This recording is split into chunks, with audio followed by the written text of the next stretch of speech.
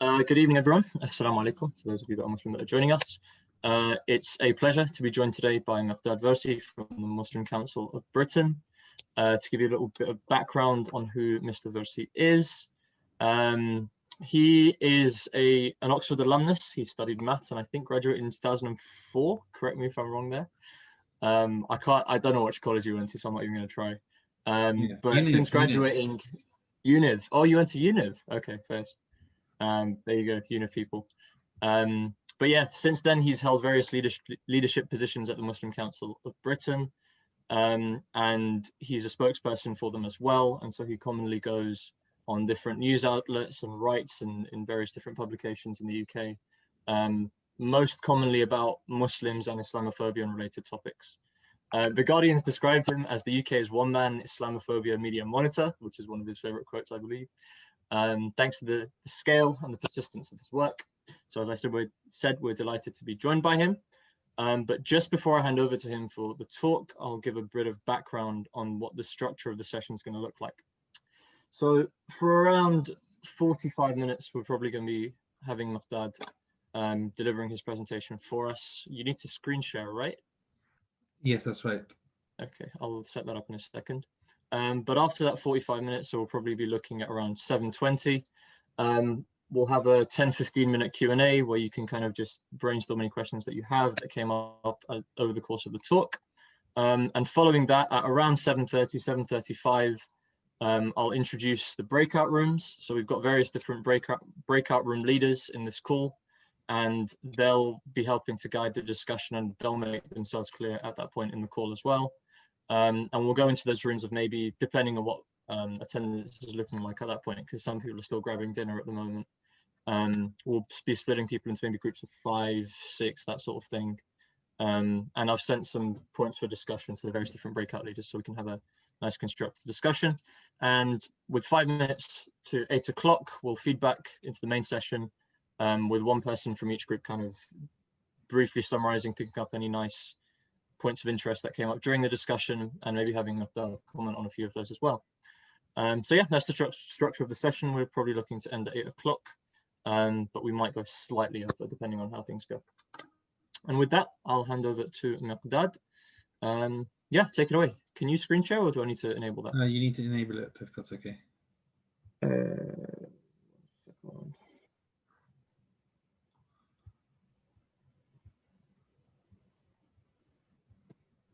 Can you just check if you can do that now? I can. Brilliant. Can you see the full screen, or can you see it full screen, or can you see the partial screen mode? Now it's full screen. Now it's okay. Assalamu alaikum, everyone. Good evening, and thank you for using this evening, quite dark evening, to discuss Islamophobia at the beginning of Islamophobia Awareness Month. And in the session today, what I want to try and cover, and I want to try not to be too ambitious in it, is cover a little bit about what Islamophobia is, in terms of the word itself, just a little bit starting off with the definition and understanding that a little bit. And I'll spend most of the time then focusing really on the meat of Islamophobia, how it manifests, how it is shown in reality, and we'll then sort of end with things that we can do about it, which obviously is the most important part. So just when you start thinking, and this is a really very simple first slide. When you think about Islamophobia, there are 3 main things that I normally try and group Islamophobia and manifestations of Islamophobia into. Those are negative social attitudes, structural, and that include, and we'll talk about each one of these in turn in more detail later on, structural discrimination and verbal and physical threats or aggression. And when you think about these 3 types of things, what you notice straight away is that this is exactly how other forms of racism work. when it comes to negative social attitudes. What I'm talking about here is stereotypes and things like that. You see the same thing about anti-Black racism, anti-Asian racism, or anti-Semitism. It's the same thing. Structural discrimination, primarily in anti-Black racism in the criminal justice system, for example, it's very common. And verbal and physical threats or aggression. Those are how things work, and we'll talk about all of these in more detail. And that's kind of why this new this definition has been developed by the All-Party Parliamentary Group on British Muslims, which talks about Islamophobia as a type of racism that targets expressions of Muslimness or perceived Muslimness. So why do people think, I mean, one of the big things that people get really concerned about or worried about when they try and think about Islamophobia is they say, no, this is a question of faith. This is a question of, someone attacking someone's faith. But that's not really the point of Islamophobia. It's not really to protect people from critiquing Islam.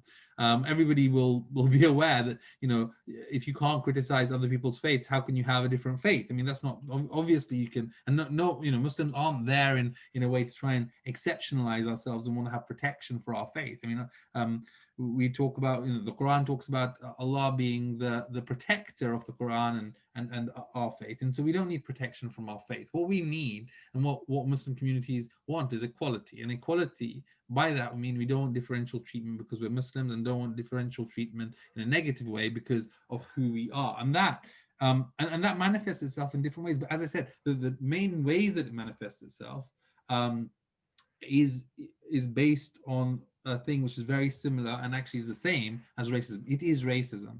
And so whilst Muslims come from dozens of ethnic minority backgrounds, whether they're in the UK, majority from the South Asian background, whether it's a Black Muslim, whether it's a white Muslim, whatever the Muslim racial background is, the reality is that for a third party who engages in Islamophobia, we're one and the same. We are something which is the other.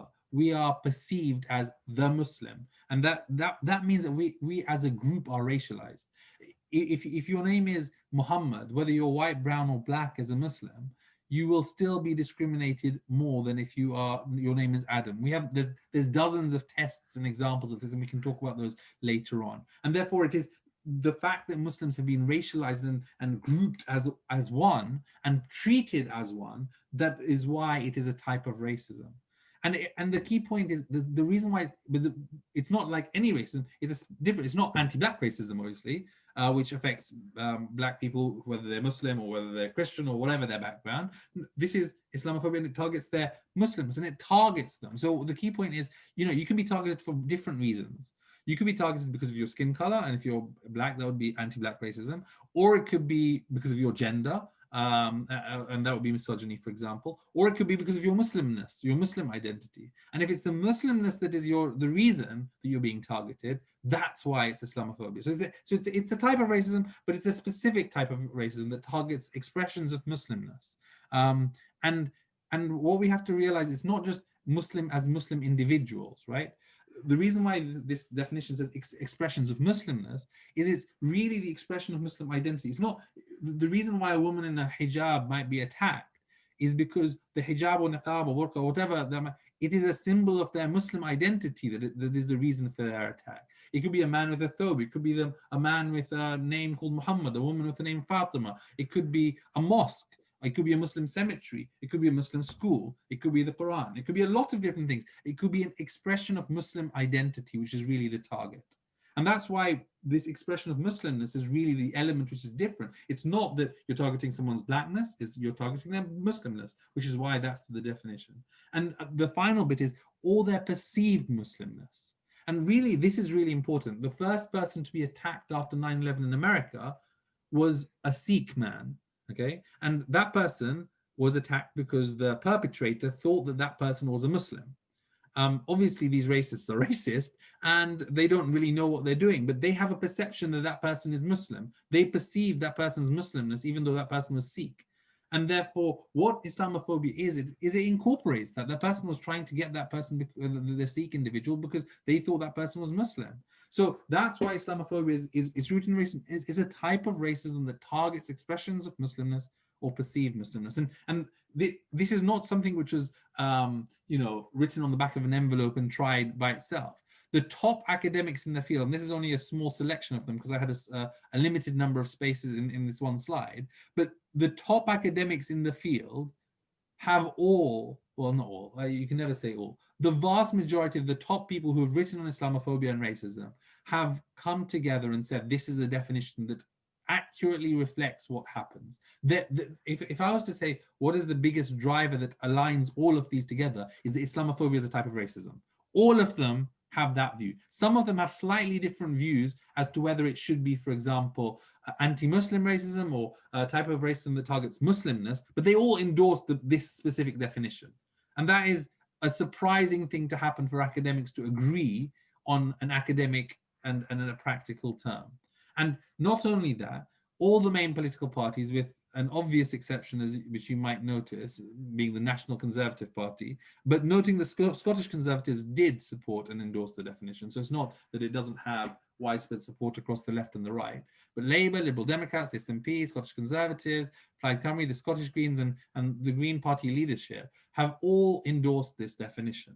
Now, and dozens of councils across the UK. So let's not pretend this is something which doesn't have widespread support, and Muslim organizations up and down the country, again, is there. Now, there are some people who still have an issue with the term. So it's a small number who have an issue with the term. So there's some people, and I just want to get rid of this straight up, and I know I don't want to spend too long on this definition element, but I just want to get it over and done with, which is this idea, is Islamophobia the right term? Some people say, oh no, we can't have a phobia. People aren't, this is not a phobia that you're scared of, like you're scared of spiders, like arachnophobia. No, this is something different. You shouldn't call it a phobia. It's not that you have a psychological issue. And obviously the people who are going down this route primarily are people who are doing so in bad faith. So let me deal with the argument though once and for all, which is, we know something called xenophobia. We know something called homophobia. These are terms which are very well established, that everybody understands that xenophobia is the same thing. It's a type of racism. That's what this phobia is. Homophobia is very similar. It's not that there's this irrational fear or anything like that. This is a type of racism, and the type of word that is used is a very reasonable type of word. But the question some people say is, well, it's not really Islamophobia, is it? Because it's Muslimness which is being targeted, and that's why the definition is there. But let's not pretend that Islam and Muslim are completely disjunct from each other. There are, Muslims follow Islam. I mean, there's not complicated stuff. So and this term has got such widespread understanding up and down the country, internationally. The idea that we would want to change the term suddenly just because we don't like it now is a bit unreasonable. And even if one were not to like the term, because one were to think that it's really Muslimness which is being targeted, not Islam, and therefore you shouldn't use the term Islam, let's just be clear that when it comes to terminology, it's all about the definition. So let's look at anti-Semitism, for example.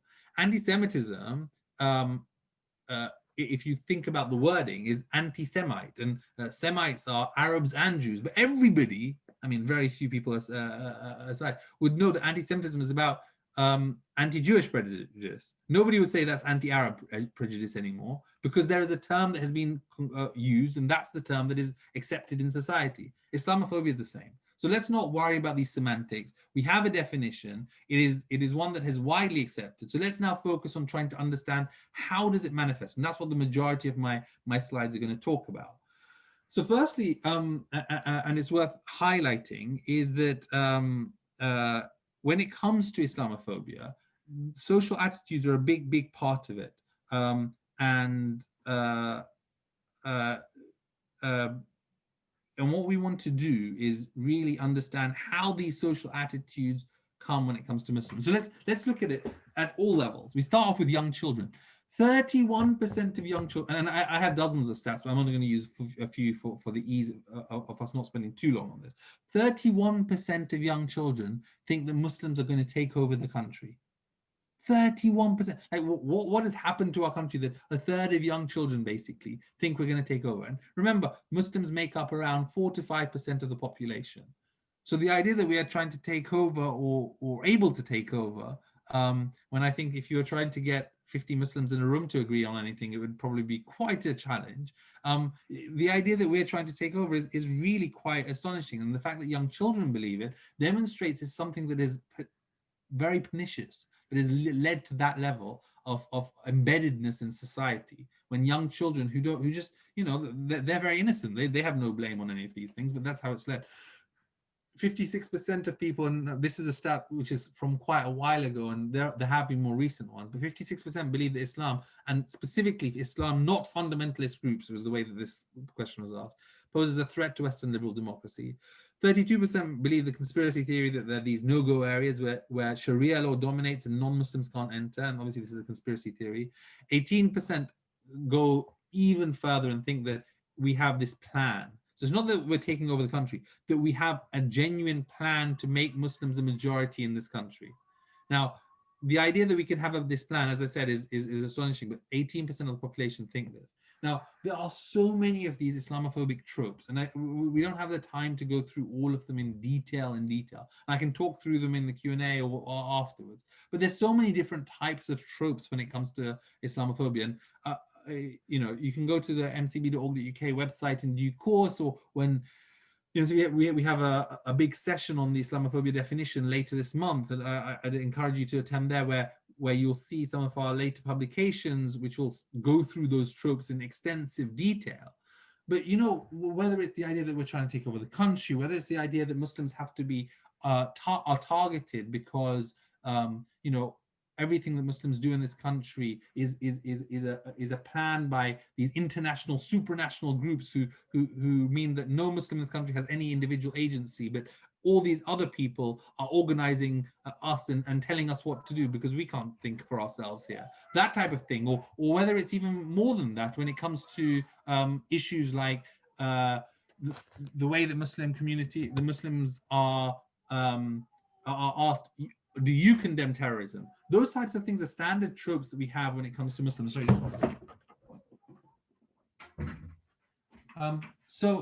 So the question that we see when you look at all the different tropes when it comes to Muslims are, what do you do about it? How can you ensure that people are aware of the reality? And part of that is education. We'll come to dealing with these later. But we have to understand that when it comes to racism, any type of racism, social attitudes and stereotypical tropes and how people get that response is a small part of the biggest damage. The damage of racism and Islamophobia, because Islamophobia is a type of racism, is structural. It is the fact that we have structural discrimination in this country. Look, half of Muslim households live are considered to be in poverty, compared with less than 20% in the overall population. What does this mean? This means that Muslims are massively, massively underrepresented within the rich and are massively overrepresented within the socioeconomic status, lower socioeconomic statuses. This is structural. This is a big problem that has happened. If your name is Muhammad, and this is from The Sun, I know The Sun newspaper, and I'm quoting it, and I apologize in advance, but they're the ones who did this investigation, and they found out that if your name is Muhammad, then top firms like Admiral or even Marks and Spencers in terms of insurance were asking you for a higher payment than if your name was something else. I mean, why would the name Muhammad make a difference? The reason why this is an example of that I've used, and similar to the one on the right-hand side, is it easier to get a job if your name was Adam or Muhammad? What they found out was that an English-sounding name was offered 3 times the number of interviews than a Muslim-sounding name. What I'm trying to get at with these 2 examples is that these are unequivocal proof that racism is taking place here, that is leading to these unfair outcomes. Some people think, maybe it's because, there are other reasons why Muslims aren't doing as well. Issues with English language and all these other things. What these 2 examples that we've got about Adam and Muhammad are provable research which demonstrate it. I would argue you don't necessarily need that as, that's not sufficient. You don't need those to prove the fact that when you have a structural issue, that is sufficient to make us think we need to act. But some people say, no, we need to prove that the driver for that was the Muslimness of the individual rather than another factor. And that's what some of these other things prove. And when you look at what drives the structural difference, and then what you want to see with all types of discrimination is, where does it come from? And what we see in University of Cambridge, I apologize for using Cambridge when I'm here at Oxford, but it's a very important study, is that mainstream media reporting about Muslim communities is contributing to what Cambridge University was saying is an atmosphere of rising hostility towards Muslims. In University of Leicester, they said that politicians and media fuel hate crime. What we get from this is that a lot of the driving elements of Islamophobia in a structural sense come from politicians and media. And the way that people, because what happens is that leadership matters. Politicians matter for many reasons. They matter because of the tone they set in the country. They matter because they devise policies that can help tackle Islamophobia and racism if they so choose. They have the ability to undo the damage that other policies do, right? We have a Windrush when it comes to Black communities, for example, which is astonishingly bad. And obviously that will affect some Black Muslims as well. But what we're talking about here is not just the tone, not just the policies, but the fact that what they do is sometimes genuinely negative, okay? And media is another area.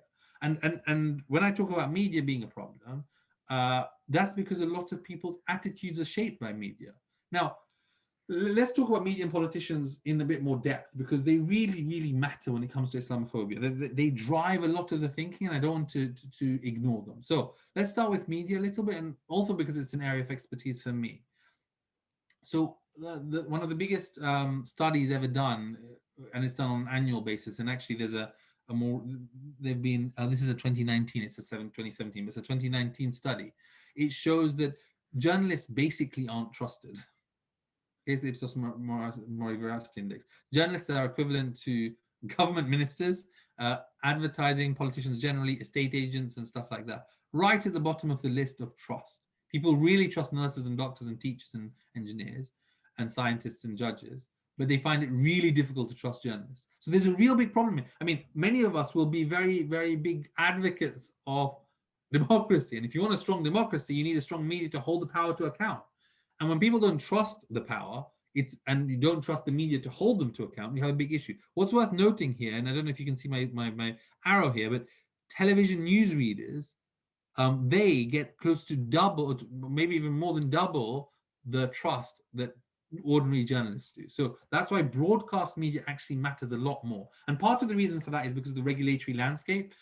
Very briefly, you have Ofcom, which regulates the broadcast media, which means that they have a certain level of balance they have to propagate. Whereas newspapers, for example, don't have that regulation. They have a level of regulation, but that regulation allows significant partisan and racist comment. They don't have an issue with racism, whereas in broadcast, there would be issues with pure racist speech if there wasn't appropriate balance. And balance is not the answer. But anyway, the key point here is there is a difference between the two. Now, when you look at the media, so the Center for Media Monitoring, which is one of the MCB's flagship projects, which I founded a couple of years ago, what we looked at in real depth. So no study of this level has ever been done before. So we looked at every single article in 31 different national publications, including BBC News and every, Channel 5, Channel 4, ITV, etc. We found 11,000 articles that mentioned Islam, Muslim, or hijab, or one of the terms that we had in our requirement. And each one of those articles or clips was analyzed. Is it biased? Is it very biased? Is it misrepresentative of Islam? So literally 11,000 about a dozen questions were asked for 12,000 articles, okay, over a 3-month period. This shows a scale. We've done this for a whole year, which will be coming out in due course, probably early next year. But the scale of work here is monumental. And what we noticed is that terrorism, unsurprisingly, is how Muslims are reported on in the press more often than anything else.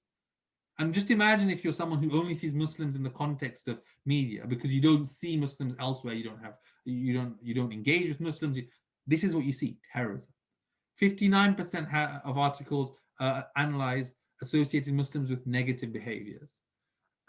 Daily Mail Australia, which happens to be within our list because Daily Mail is in our list, had the worst record. But actually what you also see is the Times was right up there, Daily Mail and the Mail Online was right up there, and the Jewish Chronicle was actually right up there as well as one of as some of the worst articles and reporting about Muslims and Islam, and 37% of articles in right-leaning or religious publications were very biased. And our allocation of what very biased is it's really, really, really bad. It's inaccurate, it's lying, it's got a really dodgy approach, and that's the way we look. And obviously there's a subjective element to this, but it's really, so when you look at it, you say, if this is how the media is reporting about Muslims, what's going to happen to the structure of society and how people perceive?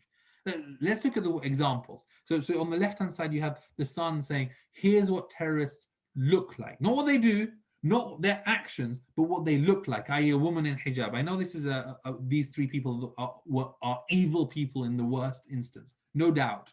We shouldn't pretend otherwise. And nobody would pretend otherwise. But what we're saying here is the Sun is saying, here's what terrorists look like. So what would someone say if they saw that? Well, I know someone else who wears a hijab. That's what terrorists look like. It's astonishingly dangerous and bad. The Sun saying 1 in 5 Brit Muslims have sympathy with jihadis, which many of you will have seen as one of the worst front page stories, lies out there, which they had to correct later on. Muslims silent on terror, when the actual evidence demonstrates the opposite is the case, and Muslims actually report terrorism as much, if not more, than the broader populace.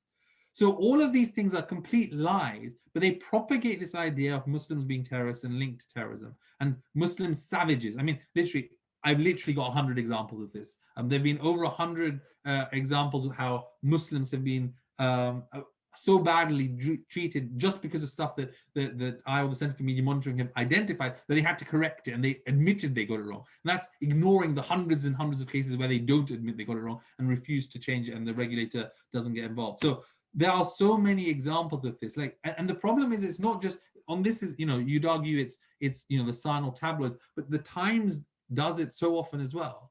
And the Times is a newspaper who you'd expect better of. But they had a front page story saying Christian child forced into Muslim foster care, and they had 4 front page stories in a week period on this issue. I mean, how they thought that was relevant enough to have 4 front page stories? It's because of this culture war that these guys have, and that some of these individuals, especially in the Times, seem to want to propagate. And I'd argue the Times is one of the worst newspapers on this. And the big point here is it's picked up on the far right. So on the bottom here, you've got the Tommy Robinson, English Defence League, Britain First, Paul Golding from Britain First, English. All they have picked up these types of stories in mainstream press. Why? Because it gives them legitimacy, and that's what's so dangerous. That these types of guys take national newspapers and they put it out there. So what happens is people start thinking that maybe the far right are right. So there is stuff that can be done, and we've got the Centre for Media Monitoring, which I talked about. We've identified hundreds of cases, and we put reports out there on how the British media reports on terrorism. We put recommendations out there. But what we do, and what's really important here, is that we don't just act in a way that is combative. We work very, very constructively. Now, there's a problem with doing that, because it almost gives a way out. But we don't hide back or shy away from holding media to account whilst we're constructive. But the way that we do it is by building an evidence base that is incontrovertible. And when you have such a strong evidence base in a way that they understand it, some of them will listen. Whether they'll act or not is a completely different element. But by listen, I mean, we've done 3 or 4 roundtables now with some of the top people in media. And I mean, managing editors of Sky, of BBC, of the Times, the senior terrorism security correspondent, name a news outlet, they were there on the table discussing these issues.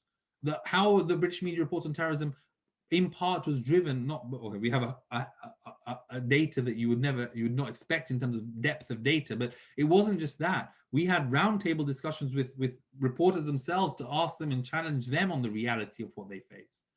And we worked with, if you look at the Medium webinar, which we had last month.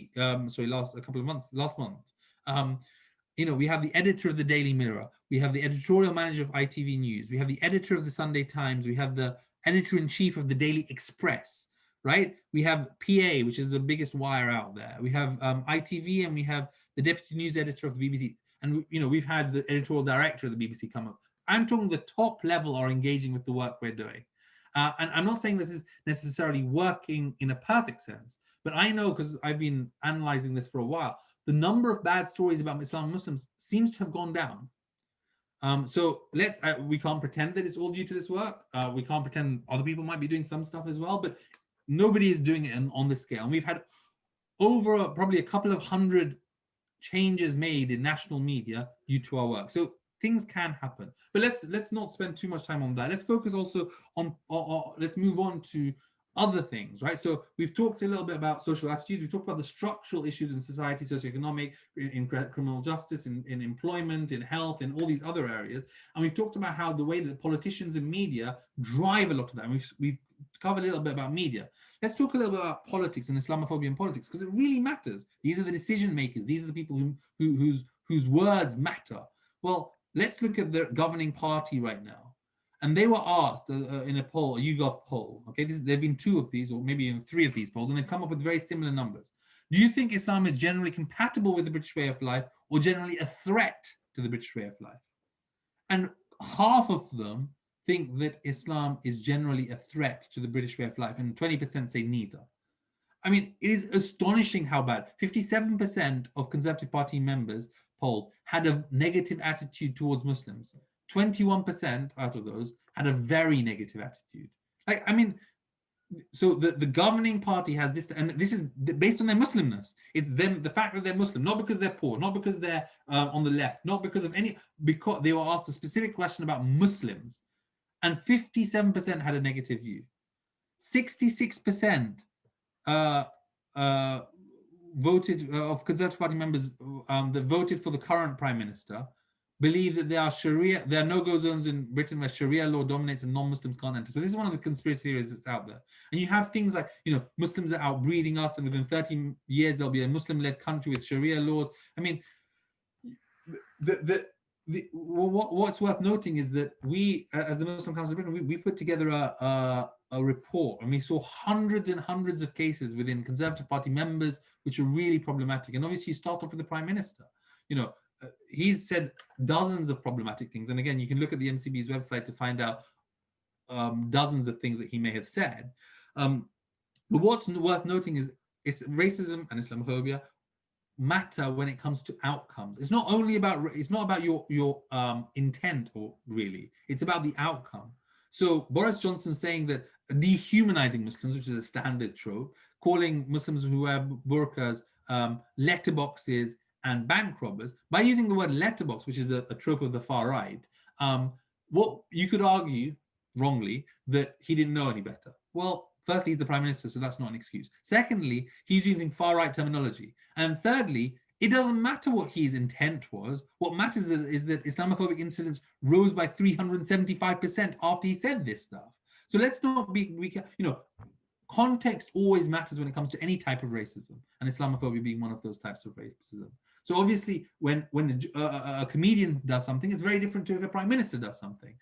We all understand nuance in this stuff. But this is stuff that needs to be looked at. When you have the mayoral campaign for London, which many of you will be aware of, Zach Goldsmith ran that campaign. But during that campaign, the Prime Minister of the time, David Cameron, he accused an imam of associating with Khan, who associated with Sadiq Khan, of supporting Islamic State. He had to retract. Theresa May, who was Home Secretary at the time, declared Sadiq Khan unsafe to run London because of a history of defending extremists. That link to extremism was there underlying because he's Muslim, and they thought they would get cut through. Michael Fallon again attacked an imam who they said was engaging with Sadiq Khan, and he had to pay damages because he did it outside Parliament. David Cameron did it within Parliament, so didn't have to. And so what you see is that Islamophobia was used as a political tool by the top people in the country to smear a Muslim. And it was acceptable and not seen as a problem. One example, I don't want to go into too many, is someone called Bob Blackman. He retweeted Tommy Robinson. He hosted an anti-Muslim extremist in Parliament. He shared fake news from an anti-Muslim site. He shared anti-Muslim Facebook posts. He was part of an anti-Muslim Facebook group. He shared a platform with Katie Hopkins and David Vance, some of the most vile Islamophobes out there, who have been kicked off social media platforms because of how racist their views are. This person is a member of Parliament who the Prime Minister at the time, Theresa May, was very happy to be campaigning alongside. And she was aware of these things. Number 6, by the way, took place after this incident, so can't be associated with Theresa May. But, I mean, it is astonishing that many of these things weren't even apologized for. that this type of individual can be a member of parliament and nobody really caring that happens. And we've looked at over hundreds of cases, and we've marshaled hundreds of mosques and thousands of people to highlight this. And what do we notice? That action doesn't happen. And it's not just about Islamophobia within the Conservative Party. I think this is the biggest issue because they're the governing party. And that's where, if you look at all the statistics, it demonstrates. But let's not forget that in the Labour Party, UK's first hijab-wearing mayor quit from Labour because of racism. Let's not also forget that it's not just about political parties, and I think this is really important. It's about think tanks who drive some of the thinking of these political parties. Like the Henry Jackson Society, it was caught, for example, recently. This is the most recent thing, and I can talk a lot about some of these organizations who have driven and a pernicious view of Muslims very often. The Henry Jackson Society was caught lying about a Muslim organization, had to publicly apologize and had to pay damages. This is Huda Television Limited. They claimed that Huda Television regularly published Islamist extremist content and ubiquitously hosts well-known extremist speakers, finding it difficult to even say what they said. But they lied and they had to apologize. There've been a number of such cases by the Henry Jackson Society, and all of these things. And there are lots of these groups, and we can talk about some of these groups in more detail if that's of interest. There is work being done to try and understand this better. And we have a long way to go to understand the scale of Islamophobia and where it drives from and which think tanks are driving some of these things. But I want to move on to, as we come to the end of my time in the next 5 to 10 minutes, I want to come to really focusing on the final part of it. So I spent the most time talking about structural Islamophobia. And the reason I spent the most time talking about it is because that is the most important thing when it comes, it's one of the most important manifestations of Islamophobia in real life, okay? And it's something that affects day-to-day people without anyone realizing. And it's really, really important. That's why I spend the most time on it. But the social attitudes at the beginning are part of the thing that drives it. And this verbal and physical violence is an essential part of Islamophobia. We know that, some people said, oh, Islamophobia doesn't exist. I mean, look at the examples. Look at the terrorist attack on outside Finsbury Park. Look at the fact that someone is caught ripping off a woman's veil while shouting, "You effing stupid Muslim." It's their Muslimness which is being targeted here. Look at how a Muslim woman is attacked and a 12-year-old girl as revenge for terror attacks. Why? Again, it's their Muslimness in association with terrorism which is being attacked. Look at how the fact that there was a person who used a power drill on someone's kneecaps and feet, screaming at the Islam convert, "We don't like Muslims over here. I effing hate them." I've only shown a few. I mean, there are literally hundreds of examples of this as well. But and when you look at the statistics which you see on this slide, you see that just under half of all religious hate crime offenses were targeted at Muslims.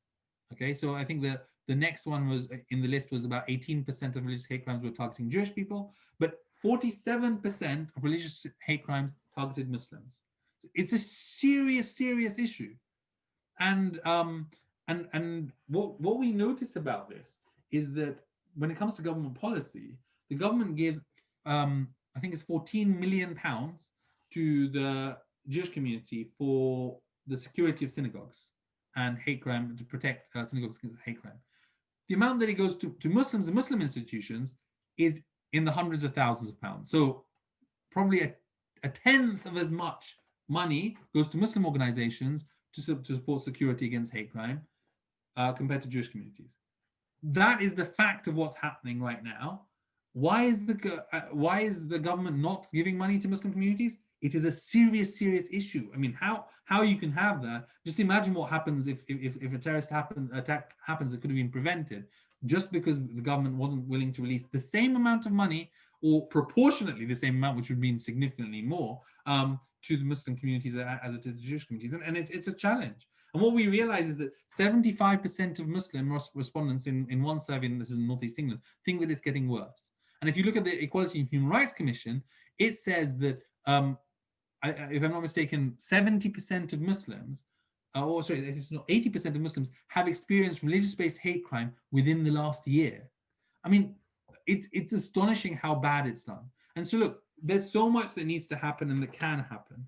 And, and we can't, I don't want to spend too long on stuff that's blatantly obvious. But what I would say in all things is, and it depends on the people and their capabilities and what their expertise is.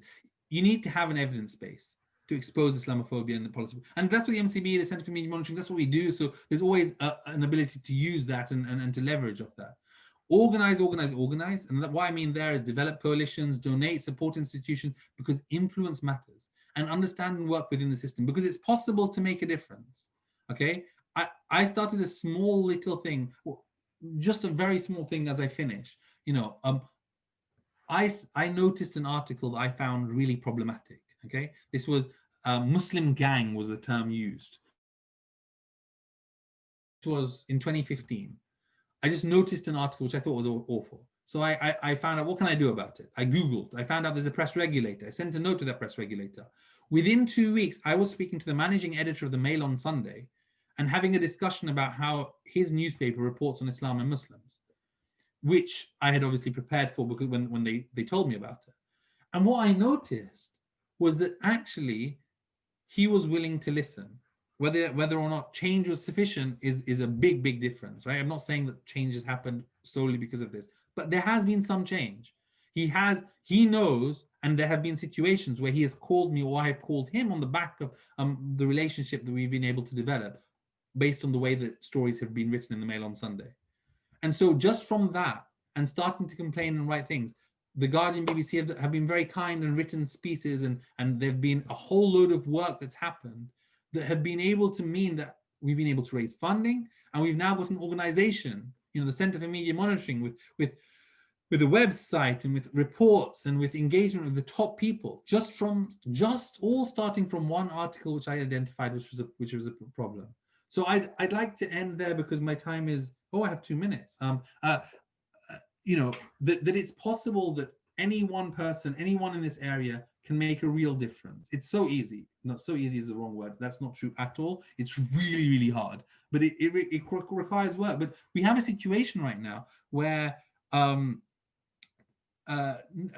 people, you may be aware of some of the columnists that I'm talking about, but Kelvin McKenzie and Tony Kavanagh, some of these people are in the Sun. They are some of the worst columnists when it comes to Muslims. These individuals, for example, attacked Fatima Manji for wearing a headscarf when she was reporting on Paris. How can Channel 4 have a Muslim woman wearing a headscarf reporting on Paris? These guys, one of them wrote an article in the Sun saying, I now have to tread on eggshells because I'm scared, because Miqdad Versi may pick up what I write about. Good, that's what we want. We want these columnists to know that someone is watching them, because when they understand that people are watching, hopefully that'll mean that they report fairly and accurately. And what's really important here, in all of the stuff we've talked about here, and Islamophobia's manifestations in so many different areas, is that if we're able to hold people to account, we have the ability to elicit some level of change, not all change, not everything. And if we can elicit change by working together, working in the same vein, in the same direction, the power, and it doesn't have to be all under one organization, it can be multiple organizations working in the same direction, the power of that can be massive, can be significant. And when people know they're monitoring, and therefore they make sure that they act properly, and we're not saying censoring them, what we want is them to act fairly and accurately. That's the only thing that we want from our nation's editors. That's the only thing we want from our politicians. That's the only thing we want from society as a whole. Equality, not special treatment. Fairness, not unreasonableness. And equality, not hate. These aren't really difficult things to ask.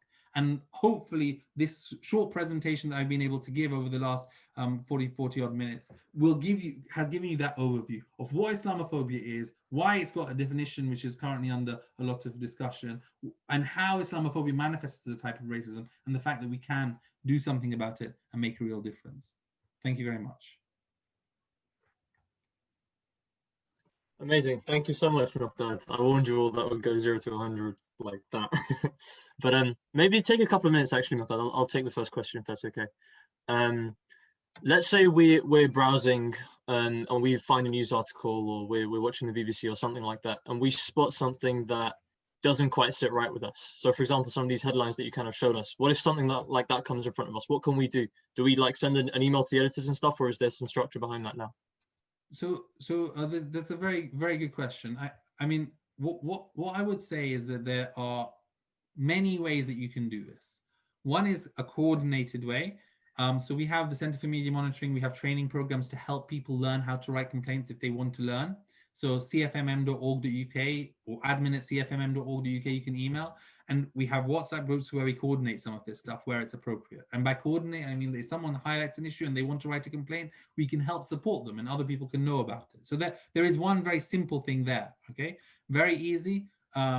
Coordinate with, for example, the Center for Media Monitoring. Or write your own complaint. I mean, this stuff is not difficult. It is really easy to make a complaint. Understand the landscape, understand what the rules are and what the regulation is, and just write a complaint. Write a letter to the editor. You can Google it and you'll find it. I mean, you guys are at Oxford University. It's not difficult to Google. So let's not pretend this stuff is difficult. But if you need support, that's all available as well. So write something and complain. Everyone has a social media account. Now other people know about it. And I think, when we talk about these things, and it's important to try and be as constructive as possible, there are always ways to change this also by being part of these media organizations. And this is a challenge, right? Let's not pretend this is easy. Being part of many of these media organizations when they are putting out so much dangerous, wrong information is problematic sometimes, right? But being within these organizations long term and then reaching up to the higher levels, as many of anyone can make a real difference. If you're in the room, you can make a difference. I have a friend of mine, I've met many in this space, but I can remember one person telling me how there was a story that was there was an editorial news meeting, people were discussing and they were trying to find a way to cover a story. And this Muslim journalist, who actually didn't want to be a Muslim journalist, he wanted to be a journalist as a journalist who happens to be Muslim, and he's happy to be proud of his Muslimness, but he didn't want to be known only for his Muslimness. But he felt he had no choice, but he had to say, he told everyone, hey guys, how on earth are you going down this in this approach? Have you checked A, B, and C? I mean, come on, this doesn't sound right. Can we just check it? And just by him being in that room, that story didn't run. And it ran in a different way because actually the facts were different. And that's the power of being in the room and preventing these stories coming up in the first place. So in response to your actual question, write in a complaint, engage with others who are doing so, work with the Center for Media Monitoring, which is focused specifically on this issue, but also think about how to change the structure that makes this happen. And part of that is by being part of these organizations and encouraging people to be part of these organizations, because when you have more people there, noting that as a whole, the Muslims who end up going into many of these spaces end up being more liberal in many ways, and not from a conservative background. And that often means that elements of the Muslim representation within some elements of the media, and some people will look at LBC and some of the broadcasters on the weekend, like Majid Nawaz and others who identify as Muslims, and people will say, well, do they represent any real section of Muslim communities? We need more Muslims of all different types to be part of these organizations, because when Muslims are there in the proportionate numbers that is appropriate, it's worth noting that Muslims represent 0.4% of journalists according to City University, whilst we make up about 4 to 5% of the population. So we're massively underrepresented. And just imagine how bad it must get at the top levels, at decision maker level. It's probably even worse, and we don't have any stats on that directly. So we have a huge issue that is not only about complaining and reacting, it's about proactively engaging, which obviously the Center for Media Monitoring does with the top level, but within these organizations themselves and supporting them. So that would be another element of that answer. Sure. Thank you for that, Miqdad. Just before I take the next question from Hamza, a couple of points. In about 10-15 minutes, we're going to be going into the breakout room so we can discuss this sort of thing, discuss what we can be doing and that, and more on that. And we might get Miqdad to jump on a breakout room as well, just because of his experience. But like Hamza's done, if anyone does have a question, please use the raise hand function on Zoom, and I'll come to you when I see it. Hamza, go for it. Great, thanks. Assalamu alaikum, everyone. Mr. Rosie, thanks for your time. So I was invited to the event by Ibrahim, and I remember reading your name, and my mind was cast back when I read that Guardian article, maybe, I don't remember, a year or so ago. And I just said I had to come, and it's because when I read it, I remember feeling so inspired by your story, and it was a bloody long article, but I got to the end of it. And what I remember is that I didn't know very much about Islamophobia, but I knew that it was extremely prevalent and all of that kind of stuff.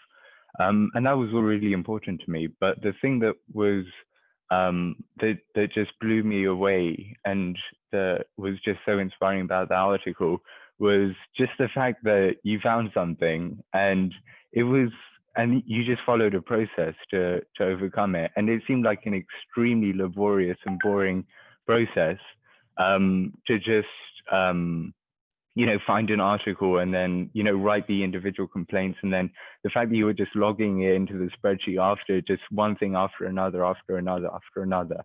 And I just, that dedication was just incredible. And I'm not actually a student at Oxford. I'm a student at Harvard University. And I remember speaking about it for like half an hour at my interview and just saying it was, that was just incredible. So that was a bit of a rant, but I guess what I was just wondering this whole time was, how did you find the patience, the dedication? How did you not think that, it was just too difficult? Yeah, if you could. Thank you for that. It's very, very kind, very, very, very kind words. I think, look, when you think about when I think about I shouldn't talk about others, talk about myself. When you think about Islam and your Muslim identity, or when I think about Islam and my Muslim identity, we know that if you need to seek knowledge, even if you go up to China, we know that no one will change anything unless you change yourself, right? We know many of these things for ourselves. We know that if you can't, if you are able to save a life, you're able to save the whole of mankind. All of these things are principles for all of us in all of our lives, right? And what we see is that as much as is reasonably possible, if you do a little thing, it can have a massive impact.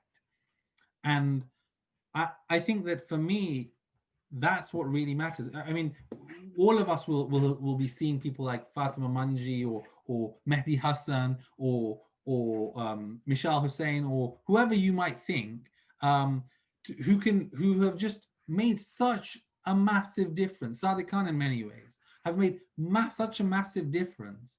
And when you look at that and you see how they've been able to do it, there is hard work involved. But I think possibly the trigger for me, the starting point for me, was that sort of 1 in 5 Brit Muslims article. That was like a shocking thing to see on a front page of a newspaper when I'm already quite engaged with Muslim stuff. I was at the time, I was an assistant secretary general of the Muslim Council of Britain. So I was already engaged. I was trying to find what's my niche, what's the area that I can give greatest impact to.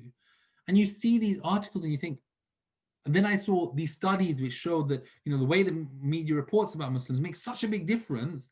In the end, it's a big driver of hate. So I was thinking, okay, well, that's all happening. And then I see an article which is so astonishingly awful that how can they do such a thing? And I think that was the trigger for me to then write a complaint. And when that complaint led to me meeting with the managing editor of the Mail on Sunday, right? Literally, I went to his office and I was like, how on earth, why would he meet me? I mean, I've done nothing. I've just literally written a complaint. And we had a 2-hour chat. And I'd obviously prepared for it because I didn't think it's right for me to have the opportunity without using the opportunity most effectively. And then, I then came up with a whole load of examples, and he was asking lots of questions, and he seemed really engaged, as many of these sometimes liberals will be. Whether it actually changes things or not is a different question. But it's always interesting to have that chat. And I said, look, these guys are listening. Okay, if this managing editor will listen, what else can we do? And that's where then I realized, look, there is a gap here.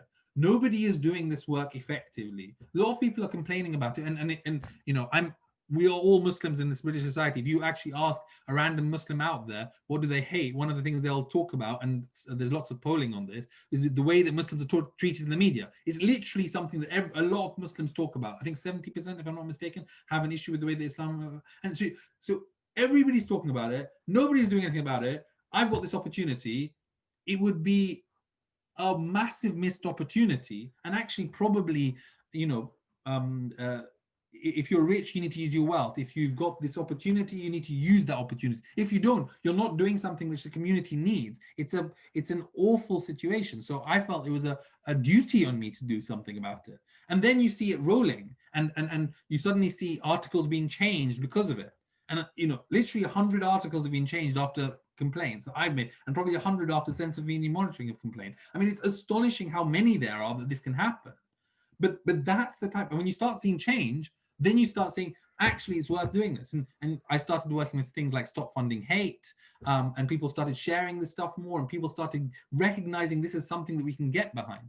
And now we're in a position where we're investigating whether some of the stuff that I do can be done through AI and other stuff. You know, we're going down a different route, and we're trying to get even more. So look, there is a process, and what hopefully this story, you know, my little story shows is that it is possible through hard work to make a real impact, and for that to then metastasize and grow and become a bigger thing. And I think that's the thing I'd like to really try and get across, that, you know, whether it's working and leveraging what we're doing or not, you know, there's such great scope here, whilst also noting, and this is the hardest thing to note though, right, is that if you look at the, let's look at comparable other organizations. There's something called BCOM, the British Israeli, I can't remember what it's called, but community, I can't remember, BICOM, right? Their income expenditure is £2 million, right, in the last year. Muslim organizations like the Center for Media Monitoring, you'd be lucky for 150 grand to be their sort of income expenditure. And just imagine the scale of difference in terms of the support financially that we get as the Muslim community. And it's not that the wealth doesn't exist, it just doesn't, you know, so we're trying with very limited resource. And I'm talking about less than 10%, despite being 10 times larger, for example, in Jewish communities. So that's a 1 in 100, if you were to proportionalize it, of what it should be in terms of funding, right? 1% of the funding it should be, and we're still trying to get that impact, right? So we have a huge amount to go. We have a long process ahead of us, but it can make a difference, and individuals can make a difference. Supporting people who are already making a difference can help. And I think that the drive for me has always been, how can we help one another more? Because if we can't help one another in any way that we can, and I happen to have chosen one area, and it's not the only area, there are many better areas, there are people who give their lives in many ways. But the little area that I've chosen, I think I could make a difference in, is the one that I've chosen that hopefully has made a difference, at least a difference, although a long way to go that needs to help. So I really think that we need to find those, and when someone's successful, support those people. You'd be surprised how much opposite of support you get from within Muslim communities. I mean, as you'd expect anywhere else, as you get in anything. So, you know, where there can be support, financial or human capital, in any way that can happen, you know, that's where it happens. And, you know, hearing, you know, great things, you know, kind words always helps. I'm just conscious that we have quite a few questions coming in, actually. So oh, wow. Okay, sorry, jump to the next one? No, that's right. Chen, do you want to unmute yourself and turn on your camera and ask a question? Yes. First of all, thanks very much for this really eye-opening talk. It has really taught me very much, and I found it very interesting. I have 3 questions. The first is to do with, I think, schools, is to do with countering Islamophobia in schools. And I'm kind of referring to schools where there are very few Muslims. It's, for example, a white majority school, or a religious school. So, for example, just a Catholic school, or a Christian school, or a Sikh school, or a Jewish school, where there's maybe limited incentive to kind of challenge that narrative. I don't think they want to present an Islamophobic narrative, but there's just very little incentive to kind of go that extra step and bring speakers in. And the teachers who might be presenting that kind of material don't really have any real insight into it. What do you think can be done realistically in those kind of environments? Jen, if it's all right, I know you said you had 3 questions. Can he take the question now? Can Mehrdad take the first question now?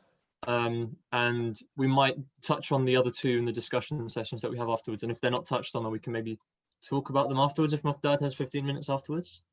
I think that's absolutely fine. Okay, cool. Thanks, when it comes to schools, there is no easy answer, right? What we need is if there is appetite from the top to make a difference, that can happen. If it's appetite from parents to encourage the school to take it seriously, it can happen. I think, nowadays, schools, again, it depends on which school you're on.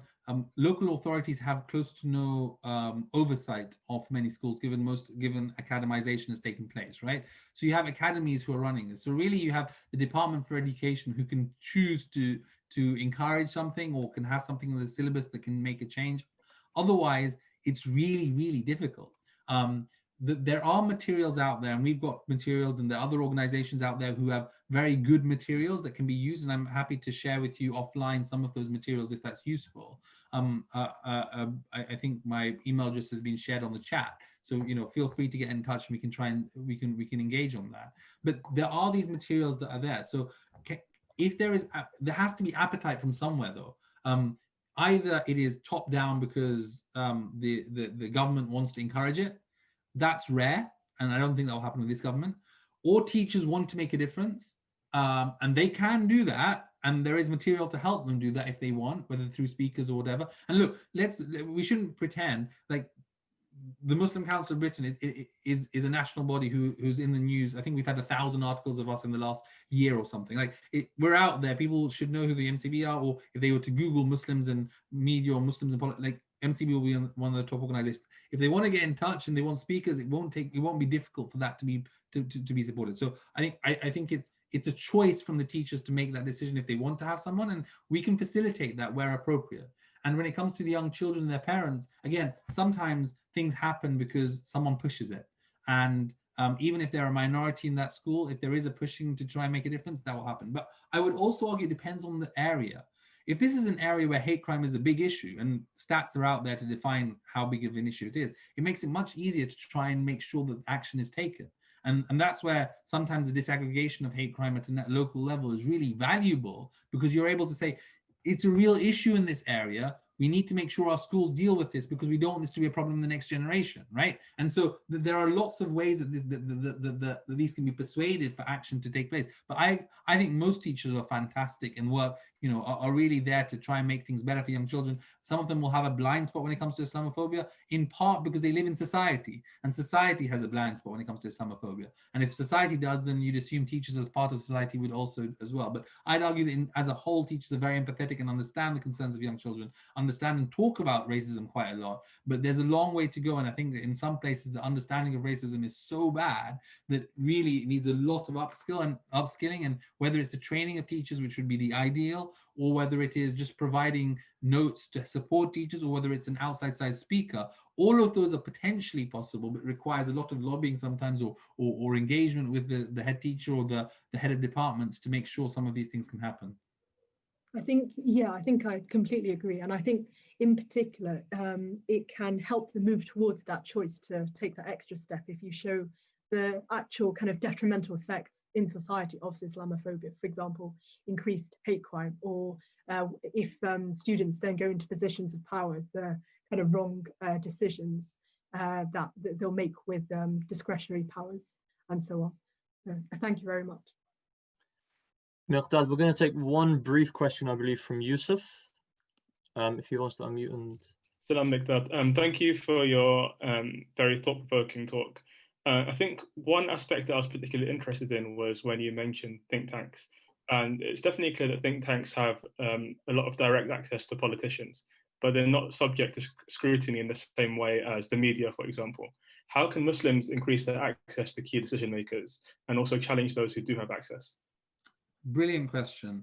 So let me give you one very, very simple example before I answer that question. The definition of Islamophobia, the lead for the government in the House of Lords was asked, why aren't you adopting the definition of Islamophobia that Muslim organizations up and down the country have agreed on, and that seem that most political parties have agreed on? Why, as government, you're not?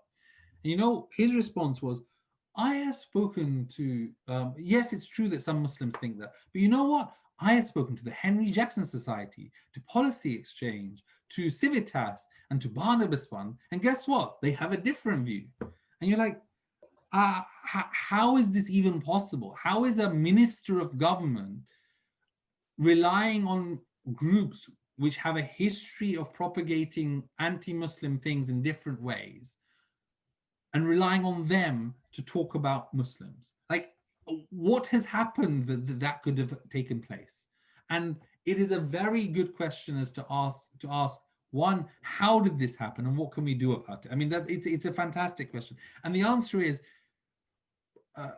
twofold, right? Number one is we need education. We don't know, if you were to ask most Muslims if they know who Henry Jackson Society are, who Policy Exchange are, who these organizations, what they've done, what they've said, who Douglas Murray is, who Rod Liddell is, who Andrew Neil is, probably less bad, but anyway, who are these, who's Melanie Phillips, who are these people who have been propagating hate about Muslims and who have the level of influence, who, Rod Liddell was the editor of the Today program, one of the most influential news organizations in this country in terms of, apparently the Prime Minister listens to it, or used to, I don't know about Boris Johnson, but Prime Ministers of the past used to listen to it. So how can it happen that someone who's as bad as Rod Liddell was someone who was in that position? Okay, so one is education. We don't know. Very few Muslims know about this stuff. So there's a big education process that needs to happen, okay? The second thing is people. We have very, very few people in these two influential spaces when it comes to either politics or media. The number of Muslims in media is 0.4% of the total number of journalists, compared to 5% of the population. We're massively underrepresented. When it comes to politicians, we have there are about 13 Muslim people who identify as Muslims who are members of parliament. And there's out of 600 MPs, there should be 30 or 40 Muslims as MPs if you're talking about proportionality. Hugely underrepresented in politics. And when it comes to think tanks, there aren't any. I mean, sorry, there's been one which has been set up recently. I'm not sure what is happening with it at the moment. But as a whole, Muslims just aren't involved in the think tank world. Very, very few in that space. And some of the Muslim academics were there, and there are quite a lot of Muslim academics.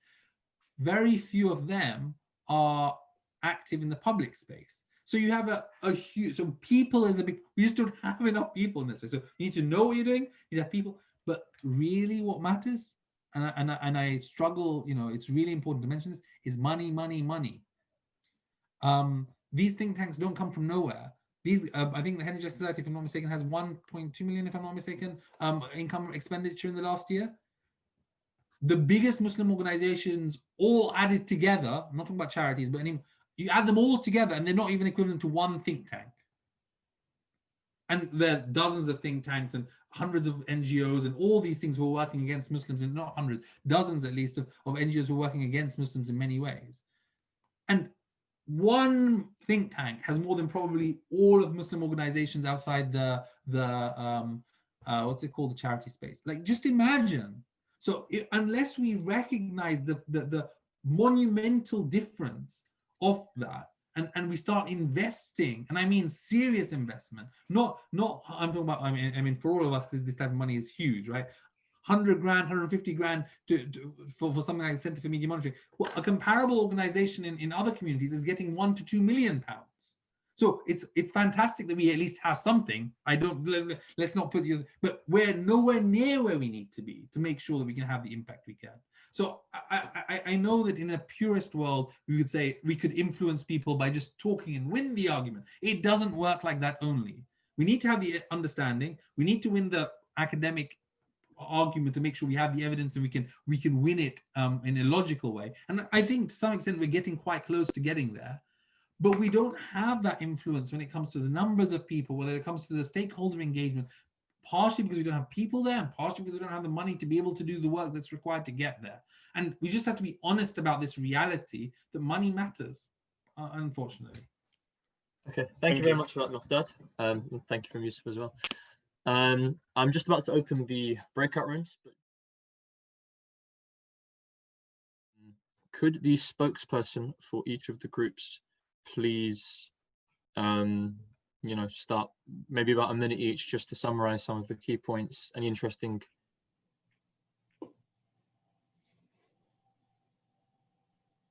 contentious points as well that you guys raised.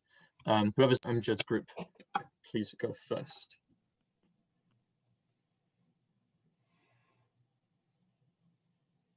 sorry, did you say for breakout room 1? Oh. Yeah. Whoever was your breakout room person, then go for it. Oh, sure. Yeah. So I was a spokesperson for it. So yeah, we had very interesting discussion just about like, you know, the kind of the causes of it, and like we focused in like, you know, a couple of us like from North, and like, you know, representation of like Muslims in general, and like just ethnic minorities of North is kind of poor.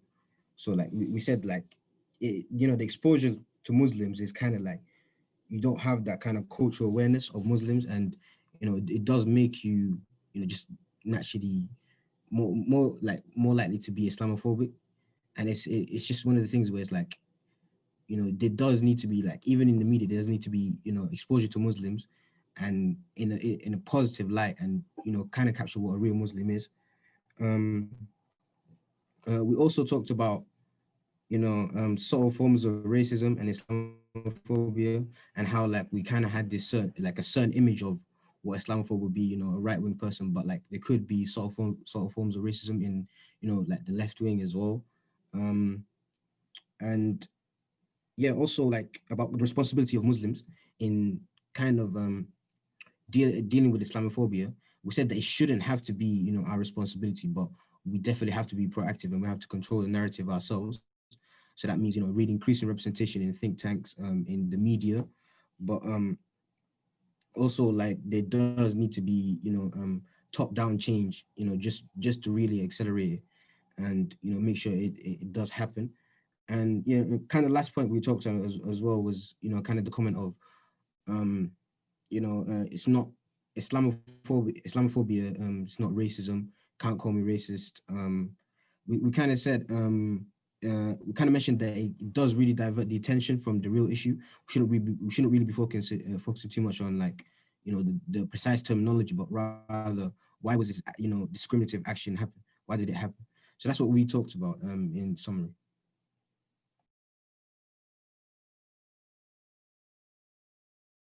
I think you're on mute. Muted, sorry. Yeah, I got it. Legend, bro. Thanks for that, Amjad. Whoever was the spokesperson in group 2, so that's Mariam's group. Who was your spokesperson? Taslima, do you want to go? Yeah. So we talked about being a Muslim and being surrounded by like your Muslim friends and family. Sometimes it's not as easy to kind of recognize the Islamophobia, racism that might be around, because you're just so used to like that familial setting. But that it is the role of Muslims in general to be a bit more proactive if what we're seeing on the media or news coverage in general is not something we're satisfied by. So we compared that to the Black Lives Matter movement and how they played an active role in signing up for something that they were obviously believed in, but whereas sometimes Muslims tend to get a bit more frustrated instead of actually, you know, doing anything about it. So maybe that is where we have to fill in the role ourselves in that gap. We also talked about when Muslims are portrayed in like the media or in press in general, it's always in a negative way or like a negative light. So we use examples like Citizen Khan, Elite, EastEnders, where like Muslims are always like the target, like, or like seen as being oppressed, and it always needs like some kind of like white savior to come in and you know, save the day or whatever. And on the other side, we also talked about like subtle or ignorant racism. So it's something that's not as, you know, active or as obvious, but where people just need a bit more education like to like prevent them from saying things that still can be carried off as quite offensive or racist. And then we just talked about the difference between like Britain having more structural racism in comparison to like European racism, which might be just a bit more obvious, if that makes sense. And we talk about the differences here in America and France, for example. Yeah, that was about it. Cool, thanks Taslima. For the rest of them, can I just ask for one kind of key point? Yusuf, you're the only one seemingly from your group left, so go for it. So I think like one key point we talked about in our group was that the main way of challenging Islamophobia would be to increase diversity. And that's going to be in a lot of different ways. So we talked about we need to have more diversity of thought in the Muslim community, which is publicly available to those outside it. There needs to be a bigger diversity of backgrounds of different types of Muslims coming from different like parts of the world. Like white Muslims, black Muslims, Asian Muslims example, and also like diversity of belief. And we said a big part of this was because outside the Muslim community, like the political world seems to see Muslims as like one homogenous group rather than like a group of people with a variety of different characteristics. And that would be a good way of challenging like Islamophobia, because Islamophobia relies on the assumption that we're all lumped into one group. So I think showing our diversity in lots of different ways will help to challenge that. Cool. Thank you very much for that, Yusuf. I think Miqdad is joining us again. Is he? Did he just leave again? Oh, what happened? No, you're still there. Okay. Can the spokesperson for group 4 please feedback the key point that you can? One key point, please. Group 4. Fatma Mehran. Oops, sorry. I didn't realize we're group 4. Can you hear me? Yep. All right. So we started off the discussion by speaking about how minorities could sometimes fight about certain causes. Like, for example, if someone's talking about Black Lives Matter and then someone comes in and says, oh, why don't you talk about Palestine or Syria? Did you forget about them? We said that, we shouldn't be kind of fighting over who we should speak about or who we should care about. We should just unite, because the hatred from these minor discussions can fuel the oppressors. The second thing we spoke about is about how Muslims were used as were portrayed as the, very badly when we were speaking about COVID. So oftentimes, like when the media posts something about rising COVID cases, you see a hijabi or a mosque or something, and they use our festivals such as Eid. But if it's about Christmas, we have a whole, nationwide lockdown in order for people to enjoy Christmas. And so, yeah, generally the media rap is really bad for Muslims, and that's like what a lot of our discussions revolved around. And yeah, that's in summary what we discussed. Lovely. Thank you very much, Fatima. Breakout room 5. Yeah, I'll just unmute myself. So we raised quite a few valid points, but I think some of the main ones were that it's very important for the Muslim side of the story and Muslim viewpoints to be portrayed in the media in order to improve perceptions of how Muslims are portrayed right now. And but at the same time, whilst it's important to be able to sympathize with Muslims, it's important to not be portrayed as victims as well, because that can also worsen the situation. And as well as that, it's really important for Muslims to behave more responsibly in the face of Islamophobia. So especially with like the events happening in France now, it's important to not lose our cool so that we can actually make a change and make a difference rather than inflame current stereotypes that we have. And so yeah, it's important to behave as like stakeholders within the state that we're in and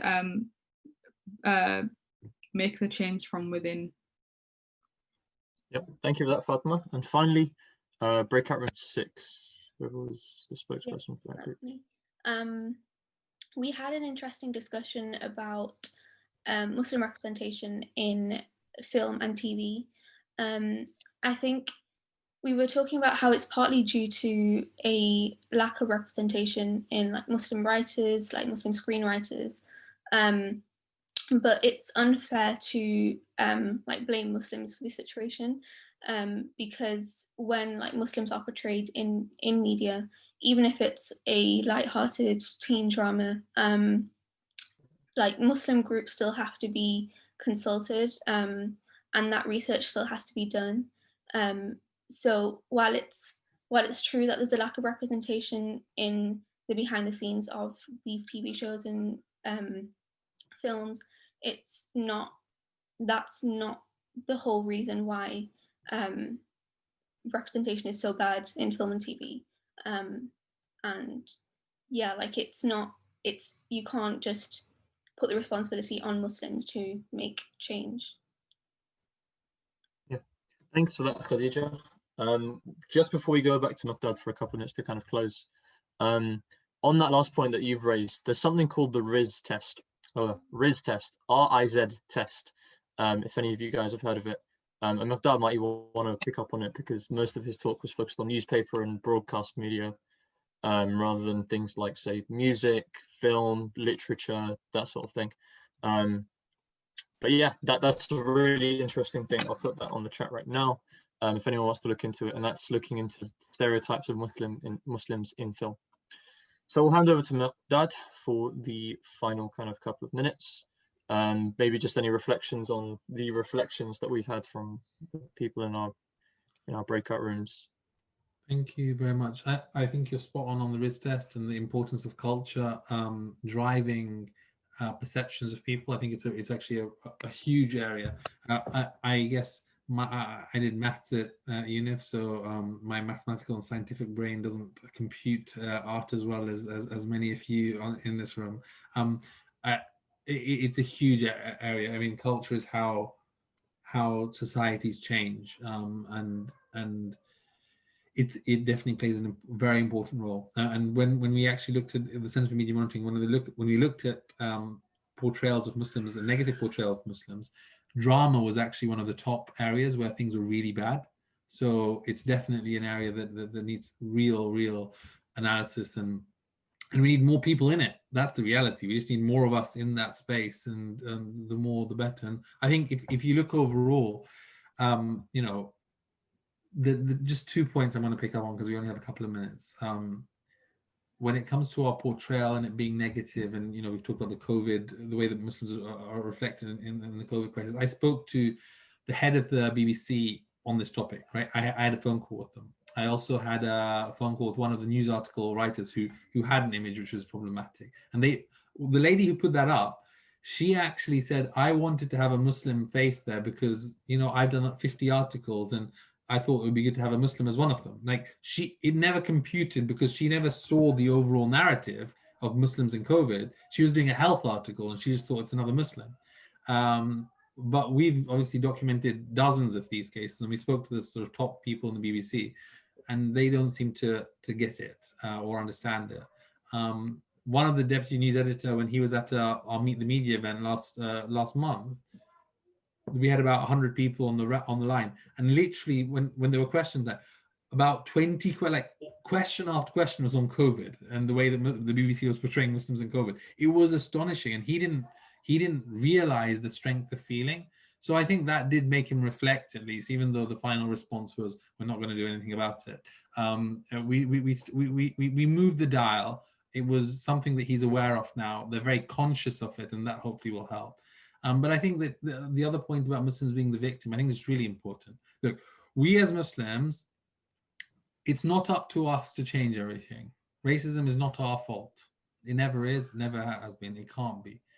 But at the same time, where we can make a difference, I mean, how can't, you know, we have to try. And even though it's not our duty, even though actually one of the biggest successes of racism is the fact that it diverts us from doing stuff that we otherwise would have done, which would be better for our communities, even then, I would just stress that we cannot leave this space open. It is too dangerous.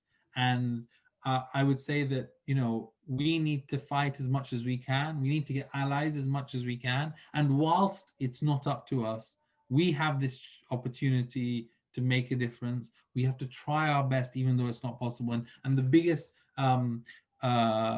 advocates, you know, if you look at Diane Abbott, when she comes to how she was the first first black parliamentarian out there, you just see that. I mean, I look at her and I'm astonished at how amazing, how much she had to go through and what she did, and the trailblazing that she did, and how much that has helped all of us in our society. So, you know, people step on the shoulders of our ancestors and of the people who come before, and that's what I think we have to do. Build on what's there, make a difference. And whilst it's not up to us alone, and I really want to emphasize, it's not up, it's the society as a whole which needs to change. Let's play our part to make a difference, because we can make a massive difference if we work together. Thanks for that. Just before we wrap up, Amjad's happy. Just before we wrap up, we've got a question from Noor, who I promised would be able to ask this question after breakout rooms. Assalamu alaikum. Thank you for your presentation. Like, obviously you've highlighted a lot of issues just in terms of the perceptions that people have of Muslims. But I was just wondering more generally about kind of like the best methods to tackle this. And then like related to that, this idea of Muslimness. So I may not have like fully grasped this, but we were discussing in the breakout rooms, or well, at least in my one, just like whether this is something that's kind of been politically manufactured, or if it's more like the essential, like attacking the tenets of the faith. And we kind of like came to a consensus that it's very much like a political thing. And in that sense, it was more kind of artificial. So just like with that in mind, then like obviously if it's kind of, if it seems to like to have increased in prevalence in like the last 20 years or so, then do you think that like part of the issue is that like Muslim identity has kind of become politicized? And so for example, by if like you were to assume that all Muslims should kind of have the same political beliefs, kind of like have the same sort of ideology in that sense, then it's a lot more easier to kind of hate, for someone to hate on that, than to hate on like an actual person. So this is just like picking up on something you said. You said, I can't remember what it was like a study about, I think it was like Conservative Party members or something, and you said something about how it's not because they're on the left that people are like hating Muslims. Do you think that this kind of view that like Muslims should, for example, like all vote a certain way, and like be seen to act a certain way, would kind of contribute to this sense that like Islam is like just like Islam is something you can just like attack, like because it's a lot easier to kind of attack, like as I said, attack a political belief or ideology rather than like the actual like tenets of faith. I mean, like that's what I think. Okay. Okay. So in terms of so there are a number of topics you touched. Is the attack on Muslims as Muslims a recent phenomenon, and therefore, you know, politicizing money? I mean, definitely. I mean, look, if you look at history, if you talk to people like Baroness Warsi, if you talk to people like her, and you see, and you listen to her, and you see how actually 20, 30 years ago, all of them were black. That was the identity. There was this idea that you were either white, like blackness in that age was anyone who wasn't white. Okay, and that was an identifying factor, a unifying factor that had a lot of minority groups working together as race, because racism was the prevalent factor that was there. So that was a big driver for lots of social action, etc. What happened though with the Salman Rushdie case, with a lot of things that happened in the sort of 80s and 90s, is that a Muslim identity was in the public space was developed. And what happened due to a mixture of different things, firstly, there were certain things that were Muslim, more Muslim than other things. So for example, Salman Rushdie, you know, people who were offended by what happened to, you know, the way the Prophet was treated, that was offensive to people. And it was very difficult because the left, who had worked very closely with sort of ethnic minorities, was very pro-free speech. And there was a big challenge and issues that many Muslims, and not all, because Muslims are diverse like everyone else, but there was the Muslimness of this argument became a bigger thing. It was because you are Muslim that you were having some of these arguments, and obviously Muslims are diverse, so it was different. But then I think really where it's really taken hold is terrorism. And you know, that in society as a whole, because of the examples that we've showed, Muslims are treated and perceived that way. But that has then morphed, and it's morphed into this idea of the clash of civilizations, that Muslims are the other who are trying to take over. The biggest conspiracy theory out there is this grand replacement theory, which is what Christchurch shooter believed, which was that there are these Jews are at the top pulling all the strings, and they are playing with the media and with the politicians and with all the money. And what they do is they pull, they remove the borders so that Muslims can come and take over the country. And guess what? These Muslims who come from outside, they'll do all the low-paid jobs and they'll take over in that way. Like, it's a complete nonsense, obviously. But but this conspiracy theory has gained traction, because what's happened is there's this idea that Islam is this otherwise threat, or Muslims are this threat that can come and take over. And that has now taken a very strong hold and meant that it's not just about Muslim individuals, it's about Muslim identity in any way. And that can be what you wear, what you eat, how you act, how you believe, all of which are different. Some Muslims wear certain things and some don't. Some Muslims eat certain halal food or whatever and some don't. Some Muslims don't drink alcohol and some do. I mean, the majority might be in one camp or the other in lots of these, but it's their Muslimness that has created this view of what they do. And that's the reality of what we face right now. Muslimness is a reality. And it may be different for different people in terms of your Muslim identity versus my Muslim identity, but when it is Muslim identity and it's the Muslimness that's been attacked, that's what's so. I mean, someone who has the name Muhammad, they can be a practicing Muslim or non-practicing Muslim. They can believe in A, B, or C, or they could not believe in A, B, or C. They could be the biggest free speech. They could be an ex-Muslim, for God's sake, right? And still be attacked because their name is Muslim. And so, therefore, what is happening is the Muslimness of individuals has become, or not just individuals, Muslimness in general and expressions of Muslim identity have become this threat, this worry, this concern, this thing that is the overarching worry. And that's what's happened. Is it because of the political environment? I mean, obviously, people will use the political environment to weaponize that against them, definitely. But this has happened through decades and has built and built and built because there is this fear that Muslims are taking over. And I think this is the worry that we have. And when you see some of these organizations, like Henry Jackson's study, they look at big threats.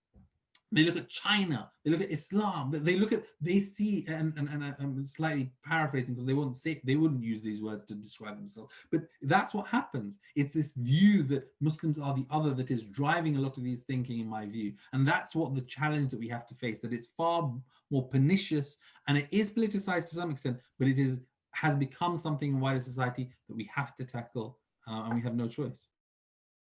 Yep, I think on that note, we'll wrap up this event, which has flown over. And thank you so much to Muqdad for going over for us. I know he's very busy. Thank you all, everyone here. That's lasted the whole 2.5 hours. Was it 2.5? No, I'm making up. 2 hours and 10 minutes. God, my maths. Muqdad's the math student here. Right, so I'll put a couple of the links and stuff in the chat, not the links, sorry, the email addresses and contacts if you need anything. So Muqdad's email is on there. If you do spot anything that you know just blows your mind, how could someone even write this or put this on whatever, then the contact details for the Council for Media Monitoring are also on there. And if you want access to the PowerPoint, Muqdad's going to email that to me inshallah afterwards. And I'll pass that on to anyone that wants. Please just make a note of my email, maybe take a screenshot of the chat or something like that, just so you have all of those in one place. And yeah, thank you everyone so much for attending, and maybe see you all soon. Take care. Thank you. Take care everyone. Take care.